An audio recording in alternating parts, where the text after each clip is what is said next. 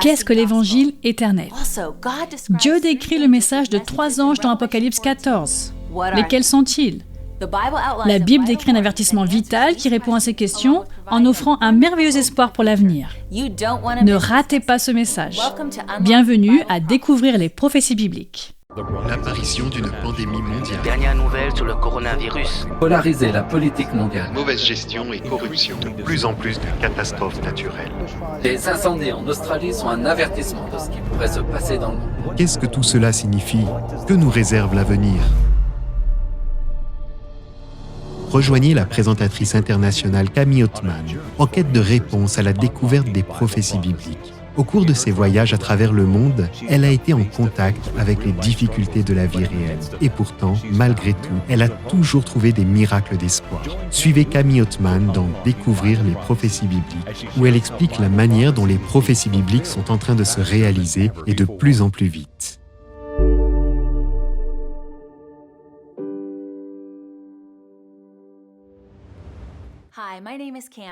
Salut, je m'appelle Camille. Merci de vous joindre à moi pour découvrir les prophéties bibliques. C'est peut-être la première fois que vous regardez cette série, ne vous inquiétez pas. Vous pouvez aller sur awr.org/bible et regarder tous les épisodes précédents. Assurez-vous de consulter nos nombreuses et intéressantes ressources également sur awr.org/bible. Vous pouvez aussi cliquer sur le lien ci-dessous et vous aurez la possibilité de vous inscrire à notre école biblique en ligne, de poser une question sur la Bible ou de soumettre une demande de prière à notre équipe. Nous aimerions également discuter avec vous via notre chat. Alors laissez-y un commentaire ou posez votre question. Hier soir, nous avons étudié les signes qui nous préviennent de ce qui va se passer avant le retour de Jésus. La Bible a montré que nous sommes proches de la fin du monde. Et cela à travers des signes donnés dans le domaine religieux, politique, environnemental et sociétal. Ces signes indiquent l'étonnant retour de Jésus. Plus important encore, ils nous informent que c'est maintenant le moment de se préparer pour le retour de Jésus. C'est pourquoi découvrir les prophéties bibliques est une émission si importante. J'espère que vous vous engagerez à regarder chacun de ces 14 épisodes. Prions ensemble pour ensuite approfondir notre sujet, l'avertissement. Cher Père Céleste, Seigneur, merci de tant nous aimer, que tu as donné un avertissement dans les Écritures, afin de nous préparer. Non pas pour nous effrayer, mais pour nous mettre en garde, Seigneur, afin d'être prêts pour ton retour. Nous avons pris conscience de l'époque dans laquelle nous vivons, et nous voulons ouvrir nos cœurs à tes enseignements ce soir, Seigneur. Au nom précieux et puissant de Jésus, Amen. Aujourd'hui, nous examinerons le livre de l'Apocalypse. Il est considéré par beaucoup comme un livre mystérieux. Au fil des siècles, certains ont craint son message.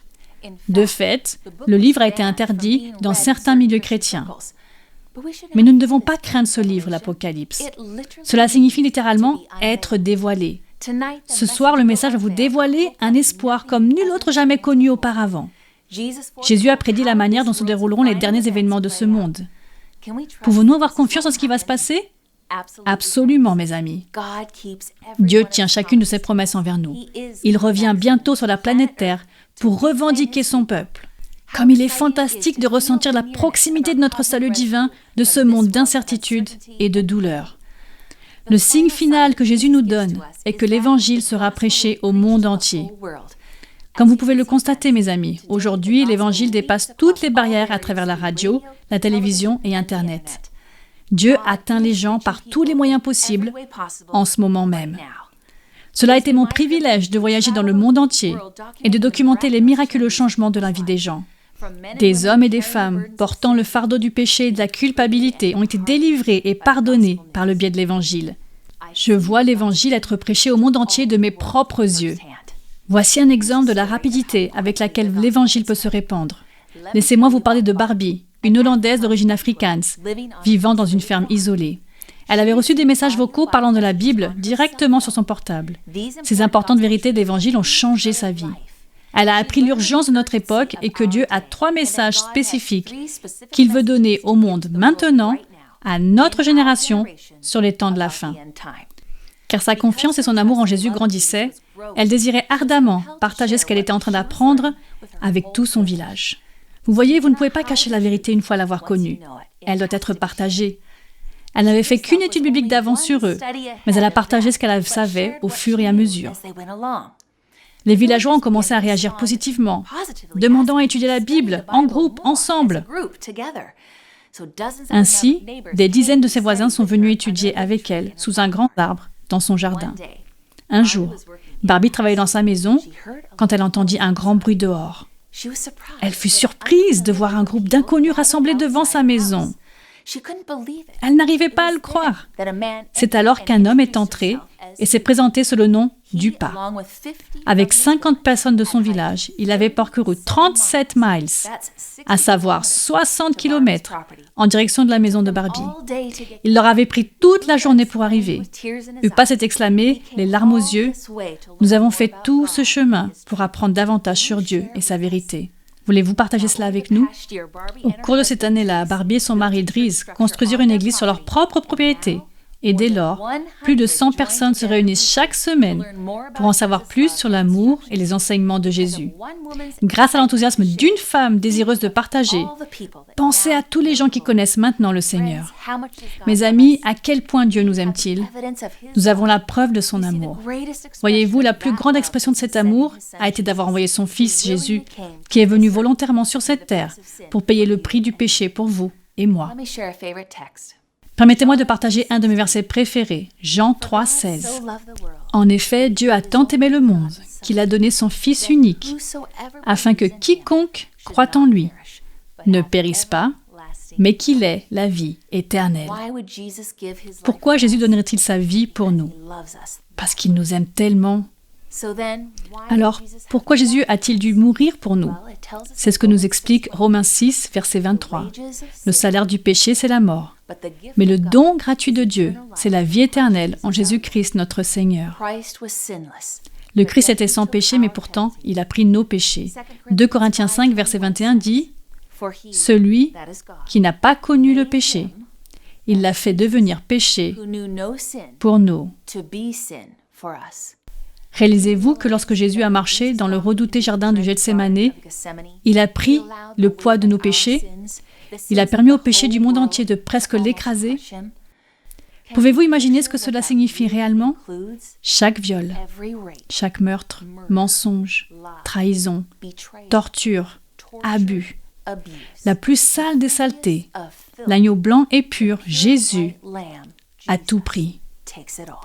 Le Christ se voit raillé, humilié et même cloué à une croix dégradante. Il porte avec lui l'horrible réalité de votre culpabilité et de la mienne, de votre honte et de la mienne. Jésus affronte tous les doigts accusateurs de l'univers pointant vers lui comme la raison singulière du péché, alors que nous sommes libres, déclarés innocents. Jésus fait une prière dont vous et moi en sommes le sujet principal. Père, s'il y a moyen de m'en sortir, s'il te plaît, délivre-moi. Mais si ce n'est pas le cas, si c'est ce qu'il faut pour sauver l'humanité, alors que ta volonté soit faite. Dans l'Ancien Testament, les Israélites sacrifiaient des animaux pour obtenir le pardon de leurs péchés, ce qui représentait Jésus, qui viendrait plus tard donner son sang sur la croix pour le péché de tous. Les services du sanctuaire dans l'Ancien Testament ont été conçus pour nous enseigner le plan du salut de Dieu. Le Christ a vécu une vie d'obéissance parfaite envers la loi de Dieu, illustrant dans ses relations et ses actions envers les autres l'amour infini et parfait de Dieu. Le Seigneur a défait dans le désert ce qu'Adam et Ève avaient fait dans le jardin d'Éden. Bien que tenté par Satan dans le désert, après avoir jeûné pendant 40 jours, Jésus est resté fidèle et loyal à la parole de Dieu. Le Christ a également obtenu la victoire là où Israël avait échoué. Jésus cite Deutéronome pour combattre Satan, le tentateur. C'est l'Ancien Testament, mes amis. Voyez-vous comment Jésus utilise les Écritures? L'Ancien Testament et le Nouveau Testament vont de pair. La victoire du Christ et sa vie de parfaite obéissance sont crédités en faveur de ceux qui l'acceptent comme sauveur. Voulez-vous que sa vie crédite la vôtre?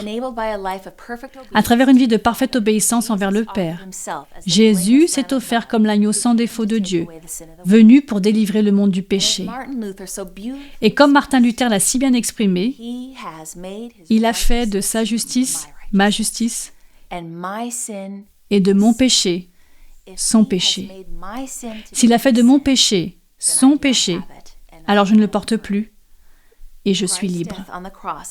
La mort du Christ sur la croix est plus qu'un événement historique survenu dans le passé.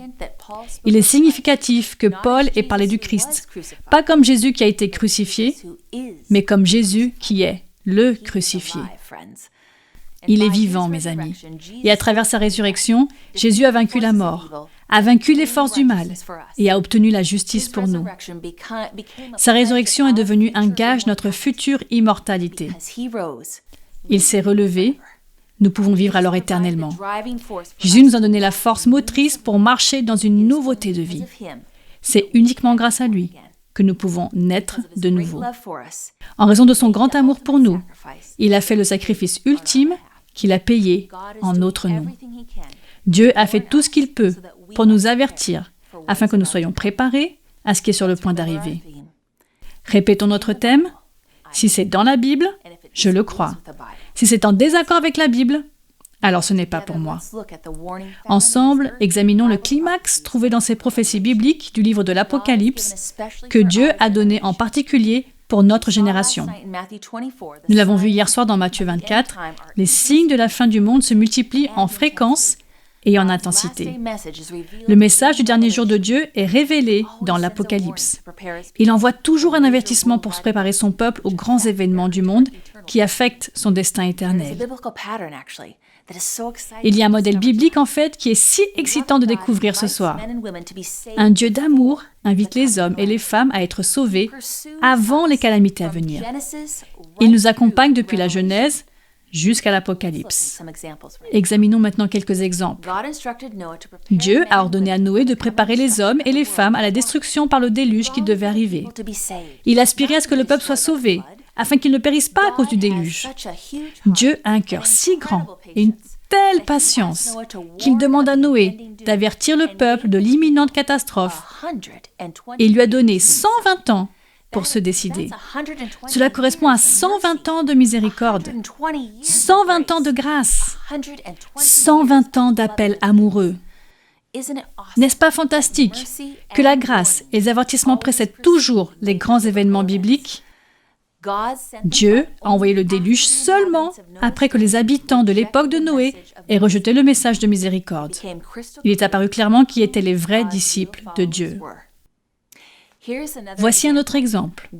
Dieu a illustré le même concept à l'époque de Joseph. Il a révélé qu'une famine allait atteindre le pays d'Égypte. Mais, avant le début de la catastrophe, il a choisi un homme appelé Joseph pour non seulement être le messager de l'avertissement, mais aussi pour aider à se préparer à la dévastation à venir. Dieu n'a pas donné à Pharaon et aux Égyptiens uniquement 7 jours pour se préparer à la famine. Il ne les a pas obligés à se dépêcher pour être prêts, non. Il leur a gracieusement donné 7 ans d'avertissement pour préparer les 7 années de la famine qui allait suivre. Il a conseillé au Pharaon de stocker les excédents de blé, ainsi les granges débordaient. Elles étaient remplies à ras-bord. Une fois de plus, Dieu sauve ceux qui suivent ses commandements. Dieu a vu qui suivait ses instructions. Ce schéma a été répété à maintes reprises tout au long de l'Ancien Testament. Dieu a envoyé ses prophètes pour avertir Israël avant la catastrophe imminente. J'aime vraiment ça. Dans le Nouveau Testament maintenant, Dieu a appelé Jean-Baptiste pour préparer le chemin de la première venue de Jésus. Jean prêchait des vérités puissantes et choquantes pour attirer l'attention sur l'arrivée du Fils de Dieu. La Bible décrit Jean comme une voix qui pleure dans le désert pour que les gens soient prêts et préparés pour le Seigneur. Notre Dieu est cohérent et fidèle. Nous pouvons être sûrs qu'il pense ce qu'il dit. Lorsqu'il nous donne un avertissement, nous pouvons le prendre au mot. C'est ce que nous allons faire en étudiant les messages des 3 anges, afin de nous préparer aux événements bouleversants que le monde va bientôt vivre. Une fois de plus, Dieu verra qui sont ses vrais disciples. Dans le dernier livre de la Bible, l'Apocalypse, Dieu nous a donné un avertissement. Il est important pour nous aujourd'hui de les comprendre, tout comme cela l'était à l'époque de Noé, de Joseph et de Jean-Baptiste. Lisons cette prophétie de la fin du monde dans le chapitre 14 de l'Apocalypse, directement dans la Bible. Nous le verrons, elle est proclamée par 3 anges. Commençons par le premier message, qui se trouve dans Apocalypse 14, versets 6 et 7. « Je vis ensuite un autre ange voler haut dans le ciel. Il avait un évangile éternel pour l'annoncer aux habitants de la terre, à toute nation, à toute tribu, à toute langue et à tout peuple. Il disait d'une voix forte, « Craignez Dieu et rendez-lui gloire, car l'heure de son jugement est venue. Adorez celui qui a fait le ciel, la terre, la mer et les sources d'eau. » Le message urgent des derniers jours de Dieu est présenté comme étant rapidement porté par des anges jusqu'aux extrémités de la terre. C'est un message universel, mes amis, pour chaque nation, famille, langue et individu, pour nous préparer au dernier temps de la terre. Ce message urgent contient l'Évangile éternel. Et qu'est-ce que c'est? L'Évangile est la bonne nouvelle qui annonce que par Jésus, nos péchés peuvent être pardonnés et nous avons ainsi la vie éternelle au ciel. Notre culpabilité peut disparaître et nous pouvons connaître une véritable joie dans notre vie. L'Évangile est aussi la bonne nouvelle que l'emprise du péché sur nos vies peut être brisée. Et par Jésus, nous pouvons être libérés. L'apôtre Paul décrit un peu plus cet Évangile. 1 Corinthiens 15, 3 et 4. Selon les Écritures, Christ est mort pour nos péchés. Il a été enterré et il est ressuscité après 3 jours. Examinons 4 points concernant l'Évangile éternel. Premièrement, Jésus est mort pour nos péchés. L'Évangile est centré sur la mort du Christ. Notre espoir est ancré dans la croix de Jésus. Notre foi dépend de ce que Jésus a fait pour nous et non de ce que nous faisons par nous-mêmes. Éphésiens 2, 8 et 9. En effet, c'est par la grâce que vous êtes sauvés, par le moyen de la foi, et cela ne vient pas de vous. C'est le don de Dieu. Ce n'est pas par les œuvres, afin que personne ne puisse se vanter. Le salut est un don et Dieu veut nous l'offrir en ce moment même. Deuxièmement, le Christ a vécu une vie parfaite. Le récit de la vie parfaite du Christ remplace les vies pleines de péchés de tous ceux qui l'acceptent. Il était et est toujours parfait. Nous sommes imparfaits. À travers sa justice parfaite, nous nous tenons devant le trône de Dieu, de sorte que lorsque Dieu le Père nous regarde, il ne voit que Jésus. Même si vos péchés sont couleur cramoisie, ils deviendront blancs comme neige. Troisièmement, le Christ est ressuscité des morts. Jésus n'est pas seulement mort pour nous, il vit pour nous. Nous pouvons lui apporter tous les désirs et les aspirations de notre cœur. Nous pouvons venir à lui avec toutes nos faiblesses et tous nos péchés. Nous pouvons lui apporter tout ce qui nous trouble et nous confond. Notre Dieu est sorti de la tombe. Notre Dieu n'est pas fait de pierre qui s'effrite. Il est vivant. Et quatrièmement, Jésus est monté vers le Père. C'est important, parce que tous les dirigeants politiques du monde entier meurent. Nebuchadnezzar est mort, Alexandre le Grand est mort, César, Napoléon, Hitler et Staline sont tous morts. Mais Jésus est vivant. Il y a 2000 ans, il est monté vers son Père, au ciel, où il se trouve en ce moment même. Il connaît vos noms, mes amis. Il comprend vos besoins. Saviez-vous qu'il désire entendre vos prières personnelles? Son plus grand désir est de vous sauver dans son royaume. L'Évangile éternel, c'est Jésus, et il est la réponse. Il continue à pardonner encore et encore. Jésus change encore des vies. J'en ai été témoin en regardant les yeux d'un prisonnier du couloir de la mort. Après avoir compris que l'amour de Jésus était aussi pour lui, il a accepté Jésus dans sa vie. Maintenant, il a l'espoir de la vie éternelle au-delà de ces barreaux. J'ai vu cela dans un camp de rebelles communistes qui ont déposé leurs armes pour nous rejoindre dans la louange, moment qui s'est terminé par une belle cérémonie de baptême.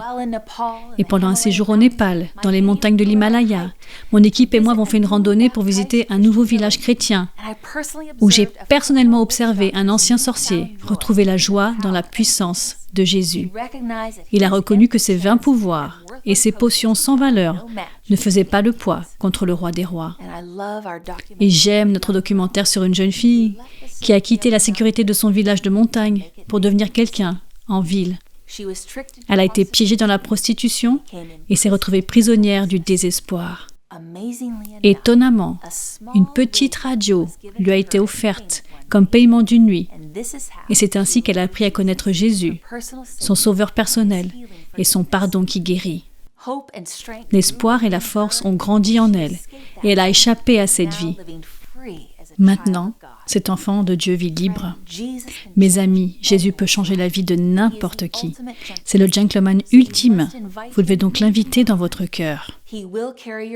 Il portera vos fardeaux et vous donnera la paix de la vie éternelle, qu'il rend accessible à tous.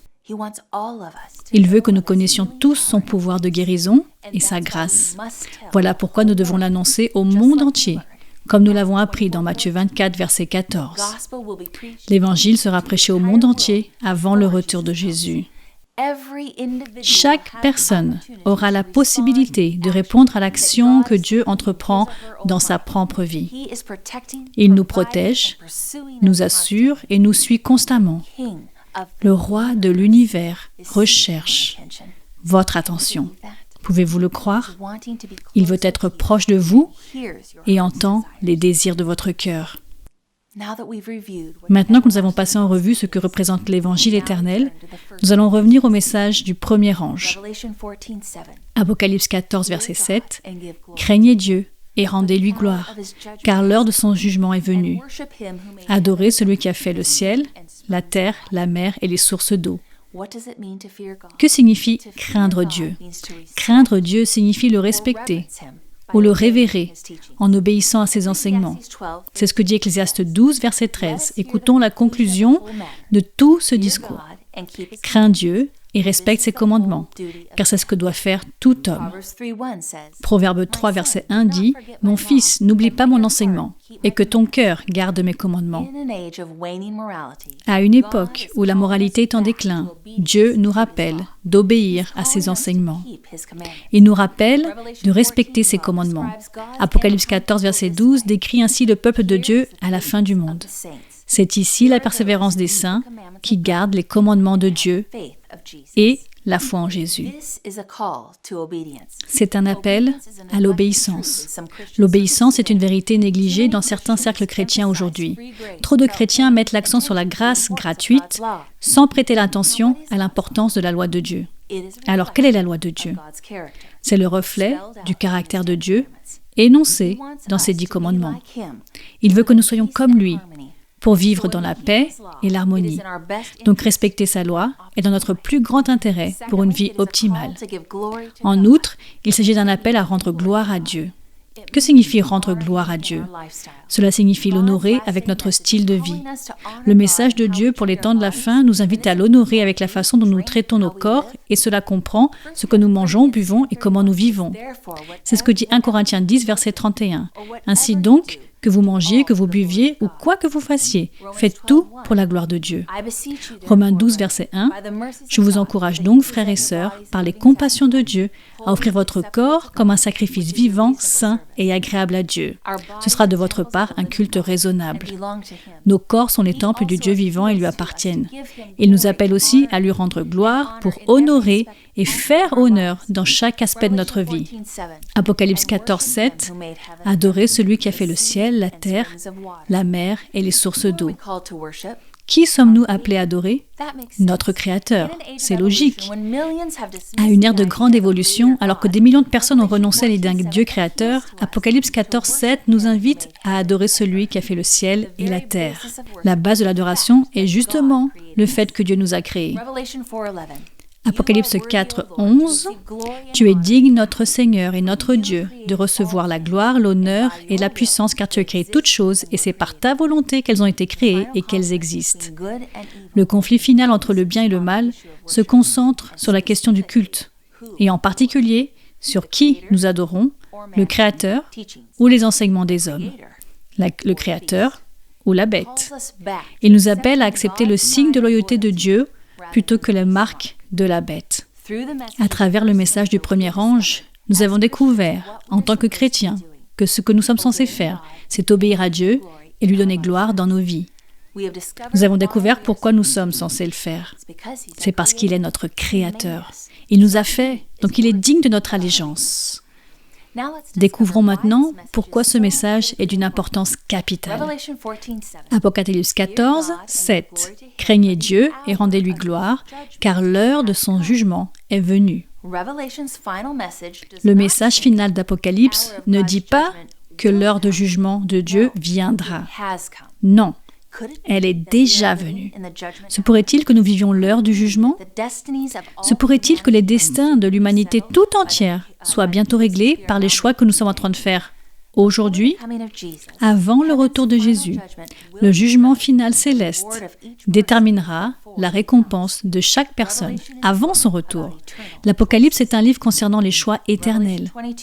Apocalypse 22, 12 nous le montre en disant « Voici, je viens bientôt, et j'apporte avec moi ma récompense, pour traiter chacun conformément son œuvre. » Si Jésus vient pour distribuer ses récompenses, il doit y avoir un jugement précédant son retour. Apocalypse 16, verset 7. « Oui, Seigneur Dieu Tout-Puissant, tes jugements sont vrais et justes. » Vous voyez, Dieu ne fait jamais d'erreur. Les tribunaux terrestres et les juges font des erreurs. Mais notre roi souverain n'en fait jamais. Ses jugements sont vrais et justes. Vous pouvez compter sur sa droiture. Apocalypse révèle que chaque être humain encore vivant à l'occasion du retour de Jésus aura déjà pris sa propre décision finale, pour ou contre le Christ. Apocalypse 22, 11, que celui qui est injuste commette encore des injustices, et que celui qui est sale se salisse encore, mais que le juste pratique encore la justice, et que celui qui est saint progresse encore dans la sainteté. Ce soir, le Christ de l'Apocalypse vous interpelle. Il veut que vous soyez sauvés. Il veut que vous viviez dans son royaume pour toujours. Il ne peut pas supporter l'idée que vous vous perdiez. Plus que toute autre chose, il désire être avec vous pour toujours dans son royaume. Il a donc envoyé ce message urgent qui vous est adressé dans Apocalypse 14. Résumons ce message essentiel du premier ange. Il s'agit d'un appel à l'acceptation de l'évangile éternel pour rendre gloire à Dieu dans nos vies et aussi un rappel pour adorer le Créateur. C'est un appel de Dieu à l'engagement, à l'obéissance et à la loyauté. Ensuite, le deuxième ange révèle la vérité et expose l'erreur. Voici ce que dit la parole de Dieu dans Apocalypse 14, 8. Un autre ange le suivit en disant « Elle est tombée, Babylone la grande, elle qui a fait boire à toutes les nations le vin de la fureur de sa prostitution. » Dans le livre de l'Apocalypse, Babylone représente la confusion spirituelle. Tout comme Dieu avait confondu les langues à la tour de Babel, à la fin du monde, l'homme crée des enseignements basés sur la tradition qui apporteront la confusion dans l'Église chrétienne. Le deuxième ange annonce que tous les systèmes créés par l'homme ne résisteront pas pendant la crise finale. De fausses doctrines entreront dans l'Église par le biais de Babylone, un faux système religieux. Aujourd'hui, Dieu appelle son peuple à revenir à sa parole. La Bible est le fondement de la foi chrétienne. Dans Jean 17, 17, Jésus a dit « Consacre-les par ta vérité. Ta parole est la vérité. » La question centrale autour de la marque de la bête est l'adoration. Restez à l'écoute, mes amis, parce que nous approfondirons les détails de Babylone et de la marque de la bête dans les prochains épisodes intitulés « La prostituée et la marque ». L'avertissement des anges pour ne pas recevoir la marque de la bête est l'un des plus sérieux de toute la Bible. Ne ratez pas ces détails sur ce sujet. Maintenant, examinons le message du troisième ange qui commence dans Apocalypse 14, 9. Et un troisième ange, les suivit en disant d'une voix forte, « Si quelqu'un adore la bête et son image, et s'il reçoit la marque sur son front ou sur sa main, il boira, lui aussi, le vin de la fureur de Dieu. » Ces trois anges concluent avec la description de ceux qui seront fidèles à la fin des temps. Quelles sont les caractéristiques de ceux qui seront prêts au retour de Jésus? Apocalypse 14, 12. C'est ici la persévérance des saints, ceux qui gardent les commandements de Dieu et la foi en Jésus. Résumons. Apocalypse 14, 7 est un appel au vrai culte, à adorer le Créateur. Apocalypse 14, 9 est un avertissement contre la fausse adoration. Et Apocalypse 14, 12 présente les vrais disciples de Dieu, Mes amis, l'enjeu est l'adoration. Dieu aura un groupe de personnes qui l'adorent en tant que Créateur et Seigneur, en gardant tous ses commandements. Le message du dernier jour de Dieu nous met en garde contre les mensonges du diable à la fin des temps. Le principal objectif de Satan est de salir les commandements de Dieu. Les messages des 3 anges sont les derniers messages pour alerter le monde. Ces messages assurent que tout le monde ait la possibilité de choisir entre le royaume de Dieu et le royaume de la terre, le royaume de Satan. Quand les messages auront atteint tout le monde, le Christ reviendra pour délivrer et sauver son peuple. Jésus nous a dit ces choses non pas pour nous troubler, mais afin que nous ne soyons pas induits en erreur et pour que nous travaillions dur pour partager ces messages urgents. Il est temps de prendre les choses au sérieux et ne pas d'avoir peur. Avoir des signes prophétiques tout autour de nous, il faut agir en tant que serviteurs sages et loyaux pour le retour du Christ. Il s'agit d'un appel à s'abandonner complètement à Dieu et à nous engager pour suivre sa vérité. Quel est le désir de Dieu pour son peuple de la fin des temps? C'est un cœur qui lui est fidèle, c'est la volonté de lui obéir, c'est lui faire don de nos vies. Une jolie petite fille aux cheveux blonds avait une maladie rare. Pour vivre, elle avait besoin de toute urgence d'une transfusion sanguine. Après de nombreuses recherches, on découvrit son seul espoir. Pour survivre, elle devait recevoir une transfusion sanguine de son frère jumeau, non pas seulement parce qu'ils étaient du même groupe sanguin, mais aussi parce que le garçon avait lui-même survécu à la maladie dont elle souffrait. Son sang contenait les anticorps qui pouvaient sauver la vie de Judy. Lorsque le docteur Brad a demandé au garçon s'il était d'accord de donner son sang pour sa sœur, il hésita. Il réfléchit longuement. Mais lorsque le médecin lui expliqua qu'il s'agissait du seul moyen pour sauver la vie de sa sœur, les yeux du petit garçon se remplirent de larmes. Et il a dit « Oui, j'irai jusqu'au bout ». La transfusion eut donc eu lieu. Les jumeaux étaient allongés l'un à côté de l'autre sur le lit d'hôpital, main dans la main, pendant le traitement. Le médecin fut soulagé en voyant le visage de Judy reprendre de la couleur. Une fois la procédure terminée, le jeune garçon devint soudain très solennel. Ses grands yeux bleus regardaient le médecin sérieusement. Il lui murmura tranquillement une question que le médecin n'oubliera jamais. « Alors, docteur, quand est-ce que je vais mourir ?» Le frère courageux et désintéressé pensait qu'en donnant son sang, il donnait littéralement sa vie pour sauver celle de sa sœur. Il aimait sa sœur jumelle, au point qu'il était prêt à donner sa vie en sacrifice pour sauver sa vie. Le médecin, stupéfait, le rassura rapidement en lui affirmant que, bien sûr, il n'allait pas mourir. Au contraire, tous les deux allaient pouvoir vivre maintenant. Par contre, je vais maintenant raconter l'histoire d'un homme qui, de son plein gré, a donné sa vie pour des inconnus qui ne le méritaient pas. Ce qui est incompréhensible, c'est que vous et moi, nous avons le roi Jésus, mort de son plein gré, pour me sauver, pour te sauver, d'une manière aussi macabre et dégradante que la croix. Que signifie vraiment mourir sur la croix? La croix est cette belle et indéniable démonstration d'amour pour tous, même pour ses ennemis. Il est mort sur la croix. Jésus démontre que Dieu aime chaque être humain, plus que sa propre existence, plus que sa propre vie. Jésus a dit que lorsque les gens le regarderont sur la croix, ils verront un amour qui attirera leur cœur à lui. Je n'aurai pas à les forcer, à les manipuler ou à les tromper. Je les aime tout simplement. Et à travers cet amour, en donnant ma propre vie, ils connaîtront ma personne, mon chemin. Simultanément, 2 choses se produisent à la croix. Satan est vaincu et les cœurs humains sont reconquis en faveur du royaume de Dieu. Dans Colossiens 2,15, Paul nous dit que la croix a ainsi dépouillé les dominations. C'est là que Jésus a démasqué le diable. Jésus montre à toute personne, à tous les anges, à tous les autres mondes, que les moyens de Satan, de force et de coercition sont défectueux.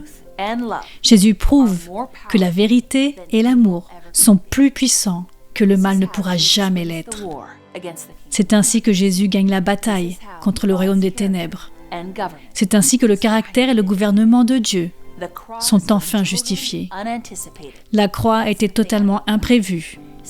C'est ce que j'aime dans tout ça. Satan croyait devoir combattre par la force, avec ses poings, mais ce qui s'est réellement passé, c'est qu'il s'est montré moins habile, moins intelligent et finalement vaincu. La victoire est arrivée au moment même où Satan pensait avoir obtenu la victoire en tuant Jésus d'une manière terrible, hideuse et démoniaque. C'est comme si Satan avait bombé son torse avec fierté pour finalement recevoir le coup fatal de la mort.